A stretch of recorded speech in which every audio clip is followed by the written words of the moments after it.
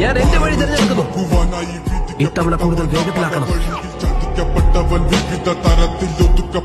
നിങ്ങൾക്ക് നല്ല വേദനയുണ്ട് റൈക്കാകെ. എന്നേക്കാൾ വേഗതയുള്ള ഒരു ഷിനോബികളുമില്ല. നാലാമത്തെ ഹോക്കാകെ മരിച്ചതിന് ശേഷമല്ല. നിങ്ങൾക്ക് എന്റെ അച്ഛനെ അറിയോ? അതെ, ഞങ്ങൾ പലവട്ടം പൊതിയിട്ടുണ്ട്. തുറന്ന തലമുടിയും ടെലിപ്പോർട്ടേഷൻ ജുത്സു, അത് ലീഫിന്റെ മഞ്ഞ ഫ്ലാഷ് ആയിരിക്കും. നമ്മളിപ്പോ തന്നെ പിൻവാങ്ങേണ്ടതായിരിക്കും. എനിക്ക് നന്നായി അറിയാം, നീ ഹിഡൻ ക്ലൗഡിലെ തേർഡ് റൈക്കാകെയുടെ മകനാണ്. എല്ലാരും ഇതിൽ നിലച്ചു നിൽക്കുക. ഞാൻ പോരാടാം. എന്റെ പരമാവധി വേഗത ഉപയോഗിച്ച് എനിക്ക് അവനെ പിടികൂടാനായി കഴിയും. ഓർക്കൂ, ഇനി ഏത് കുതയാണ് എന്നെ കൊണ്ട് തോൽക്കാനാവില്ല. ഞാൻ എഴുതിയ വരി ചന്ദനം മണക്കില്ല. കരുത്ത ക്ഷത്രിയനല്ല, ശക്തനല്ലെന്ന സങ്കടം എനിക്കില്ല.